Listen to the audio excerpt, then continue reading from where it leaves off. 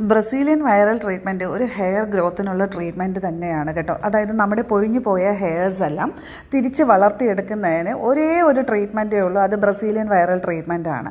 പിന്നെ Brazilian viral treatment ഇങ്ങനെ ഒരു ട്രീറ്റ്മെൻറ്റ് ഇല്ല എന്ന് പറയുന്ന ആൾക്കാർ അവരുടെ പാർലറിലും അല്ലെങ്കിൽ അവർക്കും അങ്ങനെ ഒരു സർവീസ് ഇല്ലാത്തത് കൊണ്ടും അവർക്ക് അങ്ങനെ ഒരു പ്രോഡക്റ്റ് കിട്ടാത്തത് കൊണ്ടും അതുകൊണ്ട് മാത്രമാണ് അവരങ്ങനെ പറയുന്നത്. അല്ലാതെ അങ്ങനെ ഒരു ട്രീറ്റ്മെൻറ്റ് ഇല്ലാത്തത് കൊണ്ടല്ല. അങ്ങനെ ഒരു ട്രീറ്റ്മെൻറ്റ് ഇല്ല എങ്കിൽ ഈ ഇത്രയും ആൾക്കാർ വന്ന് ഈ ഒരു ട്രീറ്റ്മെൻറ്റ് ചെയ്ത് അവർക്കെല്ലാം ഇങ്ങനെ ഒരു റിസൾട്ട് കിട്ടുകയുമില്ല, അല്ലേ? ചെയ്തവർക്ക് എല്ലാവർക്കും അറിയാം അത് ചെയ്ത് കഴിഞ്ഞാൽ എങ്ങനെയാണ് അതിൻ്റെ റിസൾട്ട് ഉണ്ടോ ഇല്ലേ എന്ന്. അതായത് നമ്മുടെ പൊഴിഞ്ഞു പോയ ഹെയർസ് എല്ലാം നമ്മൾക്ക് വേറെ ഒരു ട്രീറ്റ്മെൻറ്റിലൂടെ നമുക്ക് വളർത്തിയെടുക്കാൻ പറ്റത്തില്ല.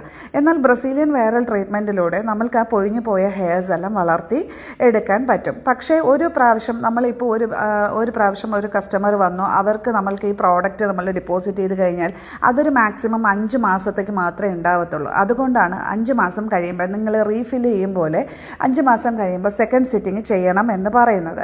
ഇപ്പോൾ 5 മാസം കൊണ്ട് നമുക്ക് 3 മാസം കഴിയുമ്പോഴാണ് ഹെയർ ഗ്രോത്ത് സ്റ്റാർട്ട് ആവുന്നതും 5 മാസം ആകുമ്പോൾ നമുക്ക് സെക്കൻഡ് സിറ്റിംഗ് ചെയ്യാൻ റെഡിയാവും. അങ്ങനെയാണ് ഇതിൻ്റെ ഒരു പ്രോസസ്സ് വരുന്നത്.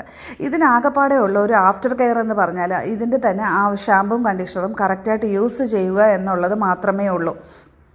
പിന്നെ നമ്മൾക്ക് ഒത്തിരി ഹെയർ എല്ലാം പോയി നമ്മുടെ ഹെയറിൽ നമ്മുടെ സ്കാൽപ്പിൽ ആ ഹെയറിൻ്റെ ഫോളിക്കിൾസിലെല്ലാം വന്ന് അടിഞ്ഞിട്ടുണ്ട് എങ്കിൽ മാത്രം നമ്മൾക്ക് ഡെർമാ റോളറിൻ്റെ കുറച്ച് ദിവസം ഒരു 15 to 20 ഡേയ്സ് ഡെർമാ റോളർ ഉപയോഗിച്ച് ആ സ്കിന്ന് ഒന്ന് മാറിപ്പോകുന്നത് വരെ എല്ലാ ദിവസവും ഒരു 5 മിനിറ്റ്സോ അല്ലെങ്കിൽ ഒരു 5 ടൈംസോ നമ്മൾക്ക് ഡെർമാ റോളർ യൂസ് ചെയ്ത് കൊടുക്കുന്നതും ഈ ഹെയർ പെട്ടെന്ന് മുകളിലേക്ക് വരുന്നതിനും നമ്മളെ ഹെൽപ്പ് ചെയ്യും. ബ്രസീലിയൻ വൈറൽ ട്രീറ്റ്മെൻറ്റ് ചെയ്യുന്നത് കൊണ്ട് യാതൊരുവിധ സൈഡ് എഫക്ട്സും നമ്മൾക്ക് ഉണ്ടാവത്തില്ല. ഇപ്പോൾ ബ്രസീലിയൻ വൈറൽ ട്രീറ്റ്മെൻറ്റ് ചെയ്യുന്ന എല്ലാ പേർക്കും അതിൻ്റെ ആവശ്യവും ഇല്ല കേട്ടോ. അതുകൊണ്ട് അപ്പോൾ ബ്രസീലിയൻ വൈറൽ ട്രീറ്റ്മെൻറ്റ് ആവശ്യമുള്ളവർ മാത്രം ഈ ഒരു ട്രീറ്റ്മെൻറ്റ് ചൂസ് ചെയ്യുക. അല്ലാത്തവർ ഈ ഒരു ട്രീറ്റ്മെൻറ്റ് യാതൊരു കാരണവശാലും നിങ്ങൾ ചൂസ് ചെയ്യേണ്ട ആവശ്യമില്ല. നമ്മളൊരു ഹെയർ ട്രീറ്റ്മെൻറ്റിന് പോകുന്നതിന് മുന്നേ നമ്മൾക്ക് എന്താണ് വേണ്ടതെന്ന് ഫസ്റ്റ് നമ്മൾ ഡിസൈഡ് ചെയ്യുക. പിന്നെ ഒരു ട്രീറ്റ്മെൻറ്റും ഈ പറയുന്ന ബ്ലോട്ടോക്സ്, നാനോപ്ലാസ്റ്റിയ, കെരാറ്റിൻ അങ്ങനെയുള്ള യാതൊരുവിധ ട്രീറ്റ്മെൻറ്റുകളും നിങ്ങൾ ചെയ്തെന്ന് പറഞ്ഞാൽ നിങ്ങളുടെ ഹെയർ ഫോൾ കൺട്രോൾ ആവത്തില്ല. അപ്പോൾ ആരെങ്കിലും നിങ്ങൾക്ക് ഹെയർ ഫോൾ എല്ലാം കൺട്രോൾ ആകും ഇത് ചെയ്യൂ എന്ന് പറഞ്ഞു കഴിഞ്ഞാൽ ദയവ് ചെയ്ത് നിങ്ങൾ അത് ചെയ്യാൻ നിൽക്കരുത്. കാരണം ഹെയർ ഫോളിൻ്റെ പ്രോബ്ലംസ് വേറെ ആയിരിക്കും. എന്തുകൊണ്ടാണ് നമുക്ക് ഹെയർ ഫോൾ വരുന്നതെന്ന് ആദ്യം നമ്മളത് നോക്കിയതിന് ശേഷം മാത്രമേ നമ്മൾക്ക് ഒരു ട്രീറ്റ്മെൻറ്റിലേക്ക് പോലും പോകാവൂ. അല്ലാതെ ഈ ഒരു ട്രീറ്റ്മെൻറ്റ് ചെയ്തെന്ന് പറഞ്ഞുകൊണ്ട് ഒരിക്കലും നിങ്ങളുടെ ഹെയർ ഫോൾ കൺട്രോൾ ആവത്തില്ല. അതൊന്ന് അങ്ങനെ ആരെങ്കിലും പറയുന്നുണ്ടെങ്കിൽ ഒരിക്കലും നിങ്ങളത് വിശ്വസിക്കുകയും വേണ്ട കേട്ടോ. പിന്നെ ഹെയർ ഗ്രോത്ത് ഉണ്ടാവും എന്ന് പറഞ്ഞത് സത്യം തന്നെയാണ്, ഹെയർ ഗ്രോത്ത് ഉണ്ടാവും. പക്ഷേ ഇപ്പോൾ ഒരു പ്രാവശ്യം ചെയ്തെന്ന് പറഞ്ഞുകൊണ്ട് നിങ്ങൾക്കിങ്ങനെ പനങ്കുല പോലത്തെ മുടിയൊന്നും ഉണ്ടാവത്തുമില്ല. ഗ്രാജ്വലി മാത്രമേ ഹെയർ വളരുകയുള്ളൂ. അതാ ഞാൻ പറഞ്ഞ 5 മാസം ആകുമ്പോഴത്തേക്ക് ഒരു സെക്കൻഡ് സിറ്റിംഗ് നമ്മൾ ചെയ്ത് കൊടുക്കണം. അങ്ങനെ ഒരു 1, 2, 3 സിറ്റിങ്സ് കഴിയുമ്പോഴാണ് ഹെയർ നമ്മൾക്ക് ആ പൊഴിഞ്ഞു പോയ ഹെയർസ് എല്ലാം നമ്മൾക്ക് തിരിച്ചു കിട്ടുക. അല്ലാതെ ഒറ്റ പ്രാവശ്യം ചെയ്തെന്ന് പറഞ്ഞ് നമ്മളുടെ ഈ ഹെയർസ് എല്ലാം തിരിച്ചു വരത്തില്ല കേട്ടോ. കുറച്ച് ലോങ് വീഡിയോ ആണെന്ന് എനിക്കറിയാം, പക്ഷേ ഇത്രയും കാര്യങ്ങൾ പറയാൻ വേണ്ടി ഒരു ചെറിയ വീഡിയോസിൽ ഇടാൻ പറ്റുന്നില്ല. അതുകൊണ്ടാണ് ഇപ്പോൾ കുറച്ച് ലോങ് വീഡിയോസ് ഇടുന്നത്. ഇത്രയും വലിയൊരു ലോങ് ഓൺ വോയിസ് തരേണ്ട ആവശ്യം വന്നത് അതുകൊണ്ടാണ്. പിന്നെ ഈ 4500 എന്ന് പറയുന്നത് ഒരു സ്റ്റാർട്ടിംഗ് റേറ്റ് ആണ്. അല്ലാതെ അത് എത്ര ലെങ്ത് ഉണ്ടോ എത്ര വോളിയം ഉണ്ടോ അതിനെല്ലാത്തിനും കൂടെ 4500 അല്ല. ഇപ്പോൾ 4500 എന്ന് പറയുന്നത് സ്റ്റാർട്ടിംഗ് റേറ്റ് ആണ്, അതായത് ഒരു ഷോൾഡർ ലെങ്ത്ത് വരെ. പക്ഷേ ഒത്തിരി തിക്കായിട്ടുള്ള ഹെയർ, നല്ല വോളിയം ഉള്ള ഒരു ഹെയർ ആണെങ്കിൽ അത് 4500 ആയിരിക്കത്തുമില്ല, അതിലും റേറ്റ് കൂടും. അപ്പോൾ ഹെയറിൻ്റെ തിക്നെസ്സും വോളിയവും അനുസരിച്ചിട്ട് മാത്രമാണ് ഈ റേറ്റ് മാറുന്നത്. ഇപ്പോൾ നമ്മൾ 4500-നുള്ള ഹെയർ ഇല്ല, അതിലും കുറവാണ് ഹെയർ ആണെങ്കിൽ നമ്മൾ അതിലും കുറച്ച് പൈസ മേടിക്കുന്നുണ്ട്. 3000 വാങ്ങിക്കുന്നുണ്ട്, 3500 മേടിക്കുന്നുണ്ട്, 2500 വരെ മേടിച്ചിട്ടുണ്ട്. കാരണം ഒട്ടും ഹെയർ ഇല്ല എങ്കിൽ, അതായത് നമ്മൾ ഉപയോഗിക്കുന്ന പ്രോഡക്റ്റിൻ്റെ അളവ് അനുസരിച്ചിട്ടാണ് നമ്മളുടെ റേറ്റ് മാറുന്നത്. ഒത്തിരി ഹെയർ വോളിയം ഉണ്ടെങ്കിൽ, കഴിഞ്ഞ ദിവസം ഇങ്ങനെ ഒരു ഇൻസിഡൻറ്റ് സലൂണിൽ വരികയും ചെയ്തു. കാരണം അവർ പറയുന്നത് നിങ്ങളുടെ 4500 കണ്ടിട്ടല്ലേ വന്നത്. കാരണം അത്രയും നല്ല തിക്കായിട്ടുള്ളൊരു ഹെയറിന് 6000 rupees ചാർജ് ചെയ്തപ്പോൾ ക്ലയൻറ്റ് ഇങ്ങനെ പറഞ്ഞു. കാരണം നല്ല തിക്കായിട്ടുള്ള ഹെയറാണ്. നമ്മൾ ഒരാൾക്ക് ഉപയോഗിക്കുന്ന ക്വാണ്ടിറ്റി അല്ലാതെ അതിൽ കൂടുതൽ ക്വാണ്ടിറ്റി അളവ് നമ്മൾക്ക് ക്രീം നമ്മൾ യൂസ് ചെയ്യേണ്ടി വരികയാണെങ്കിൽ നമ്മൾക്ക് അഫ്കോഴ്സ് നമ്മൾ അതിന് ചാർജ് ചെയ്തേ പറ്റത്തുള്ളൂ. ഒന്നാമത്തെ കാര്യം, ഈ ഒരു പ്രോഡക്റ്റിൻ്റെ അവൈലബിലിറ്റി ഭയങ്കര കുറവാണ്. ഈ പ്രോഡക്റ്റ് കുറച്ച് എക്സ്പെൻസീവുമാണ്. അതുകൊണ്ട് മാത്രമാണ് നമ്മൾക്ക് ഈ ഒരു റേറ്റിനല്ലാതെ നമ്മൾക്ക് ഇതിൽ കുറഞ്ഞൊരു റേറ്റിന് നമ്മൾക്ക് ചെയ്യാനും സാധിക്കില്ല.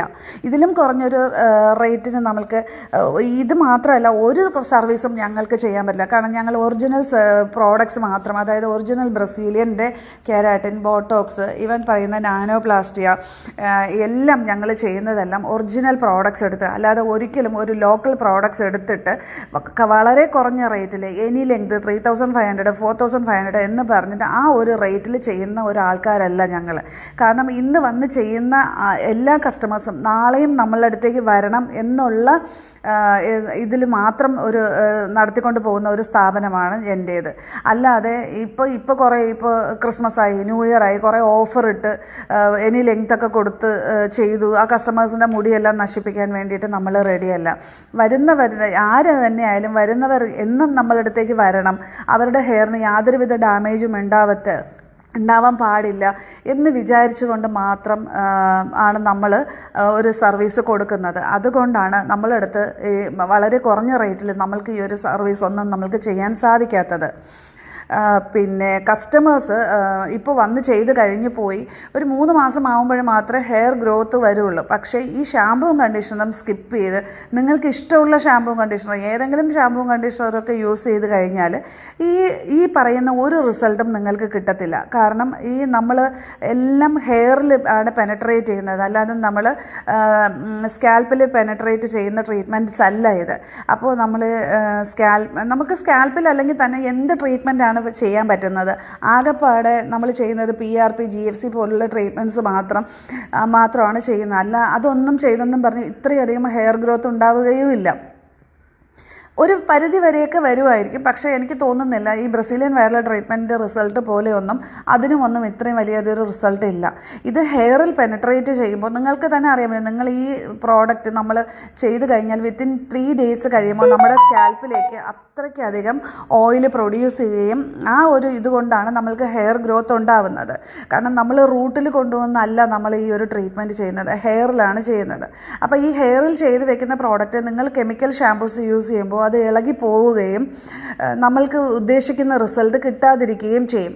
എല്ലാ പേരും കുറച്ച് എങ്ങനെയെങ്കിലും ഒപ്പിച്ചൊക്കെ ആയിരിക്കും വരുന്നത്, ആരെയും കുറ്റം പറഞ്ഞിട്ട് കാര്യമില്ല. എന്നാലും ചെയ്ത് കഴിയുമ്പോൾ ചിലപ്പോൾ അവരുടെ കയ്യിൽ ഷാമ്പൂവും കണ്ടീഷണറും വാങ്ങാൻ പറ്റത്തില്ല. ഇപ്പോൾ ഒരു ഷാമ്പൂവും കണ്ടീഷണറും സെയിൽ ചെയ്താൽ സലൂണുകാർക്ക് വലിയ പ്രോഫിറ്റ് ഒന്നും ഉണ്ടാവത്തില്ല. അവരെന്തിനാണ് ഷാമ്പൂവും കണ്ടീഷണറും വാങ്ങുന്നത് എന്ന് പറയുന്നത്? നിങ്ങൾ ഇത്രയും പൈസ കൊടുത്ത് ഇങ്ങനെ ഒരു ട്രീറ്റ്മെൻറ്റ് ചെയ്ത് കഴിയുമ്പോൾ ആ ട്രീറ്റ്മെൻറ്റ് കുറച്ച് ലോങ് ലാസ്റ്റ് ചെയ്യണമെങ്കിൽ അതിൻ്റെ ആഫ്റ്റർ കെയർ നിങ്ങൾ കറക്റ്റായിട്ട് ചെയ്യണം. അതുകൊണ്ട് മാത്രമാണ് സലൂണുകാർ പറയുന്നത് നിങ്ങൾ ഈ ആഫ്റ്റർ കെയർ ഷാമ്പൂവും കണ്ടീഷണറും കൂടെ യൂസ് ചെയ്യണമെന്ന്. അല്ലാതെ അവർക്ക് ഇതിൽ നിന്ന് വലിയൊരു നേട്ടമുണ്ടായിട്ടല്ല കേട്ടോ. പിന്നെ ബ്രസീലിയൻ വയർ ട്രീറ്റ്മെൻറ്റ് ആയാലും ബോട്ടോക്സ് ആയാലും കെരാറ്റിൻ ആയാലും നാനോപ്ലാസ്റ്റി ആയാലും നിങ്ങളുടെ ഹെയറിന് ഏതാണ് അനുയോജ്യം എന്ന് ആലോചിച്ചിട്ട് മാത്രം നിങ്ങളൊരു ട്രീറ്റ്മെൻറ്റിലേക്ക് പോവുക. അല്ലാതെ വെറുതെ എവിടെയെങ്കിലും കുറച്ച് പരസ്യം കണ്ടെന്നും പറഞ്ഞ് ഓടിപ്പോയിട്ട് നിങ്ങളൊരു ട്രീറ്റ്മെൻറ്റും ചെയ്യാതിരിക്കുക. അതാണ് ആദ്യം വേണ്ടത്. എല്ലാ ഹെയറിനും എല്ലാ ട്രീറ്റ്മെൻറ്റിനും ആവശ്യമില്ല. ഇപ്പോൾ നമ്മളടുത്തേക്ക് വരുന്ന കസ്റ്റമേഴ്സിന് ചിലവർക്കൊന്നും ഇങ്ങനത്തെ ട്രീറ്റ്മെൻറ്റ്സ് ഒന്നും ആവശ്യമില്ല, കുറച്ച് ഫ്രിസ്നെസ് ഉണ്ടാവുള്ളൂ എങ്കിൽ എന്തിനാണ് ഇങ്ങനെ ഓരോ ട്രീറ്റ്മെൻറ്റ്സ് ചെയ്യുന്നത്? നിങ്ങളൊരു സ്പാ ചെയ്തിട്ട് പോയാൽ മതി എന്ന് വരെ ഞാൻ കസ്റ്റമേഴ്സിനോട് സജസ്റ്റ് ചെയ്യാറുണ്ട്. അതല്ലാതെ ഏത് പ്രോബ്ലംസ് കൊണ്ടുവന്നാലും നിങ്ങൾ ഈ ട്രീറ്റ്മെൻറ്റ് ചെയ്തിട്ട് പൊയ്ക്കോ എന്ന് പറഞ്ഞ് പിടിച്ചിരുത്തി ഈ ഒരു ട്രീറ്റ്മെൻറ്റ് ഒന്നും ചെയ്യാറില്ല. അവർക്ക് വേണമെങ്കിൽ മാത്രം അവരെ ഒരു കസ്റ്റമേഴ്സിനെയും കമ്പൽ ചെയ്ത് ഇത് ചെയ്തിട്ട് പോകൂ അല്ലെങ്കിൽ ഇത് നല്ലതാണ് എന്ന് ഞാൻ നിർബന്ധിക്കാറേ ഇല്ല. അവർക്ക് വേണമെങ്കിൽ മാത്രം അവരുടെ ഹെയറിന് അത് ആവശ്യമുണ്ടെങ്കിൽ മാത്രം നമ്മൾ ചെയ്യുള്ളൂ. പിന്നെ യാതൊരുവിധ കെമിക്കൽ ട്രീറ്റ്മെൻറ്റും ഞങ്ങൾ ചെയ്യുന്നില്ല.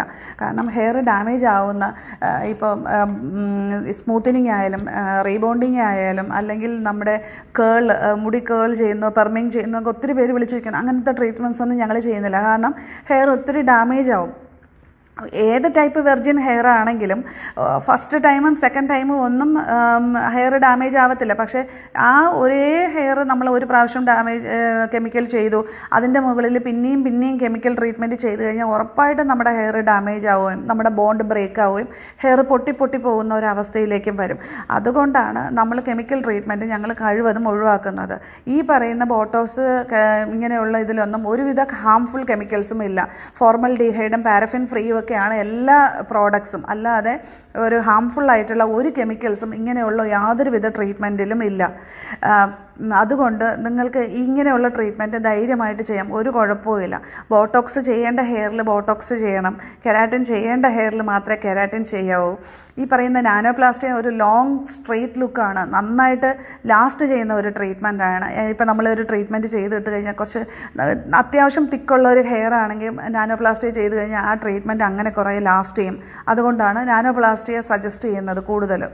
പിന്നെ തിക്നെസ് കുറവുള്ള ഹെയർ ആണെങ്കിൽ, ഹെയർ അത്രയും വീക്കായിട്ടുള്ള ഹെയർ ആണെങ്കിലും ഒക്കെ നാനോപ്ലാസ്റ്റിയും ചെയ്യാതിരിക്കുന്നതാണ് നല്ലത്. അങ്ങനെയുള്ള ഹെയറിന് ശരിക്കും ബോട്ടോക്സ് തന്നെയാണ് നല്ലത്. ഒരുപാട് നല്ല നല്ല സലൂൺസ് ഉണ്ട്, ഒരുപാട് നല്ല നല്ല സർവീസ് കൊടുക്കുന്ന സലൂൺസ് ഉണ്ട്, ബെസ്റ്റ് പ്രോഡക്റ്റ് ചെയ്യുന്ന സലൂൺസ് ഉണ്ട്. പ്രത്യേകിച്ച് ഓണേഴ്സ് നടത്തുന്ന സലൂൺസ്, വെൽ എക്സ്പീരിയൻസ്ഡ് ആൾക്കാർ നടത്തുന്ന സലൂൺസ് നോക്കി നിങ്ങൾ പോവുക. അല്ലാണ്ട് ഇന്ന ഒരു സലൂണിൽ മാത്രമേ ഉള്ളൂ, ഇവിടെ മാത്രമേ ഇതൊക്കെ ചെയ്യുള്ളൂ എന്നൊന്നും ഒരിക്കലും വിശ്വസിച്ചിട്ട് ആരും അങ്ങനെ ഒന്നും ചെയ്യാതിരിക്കുക.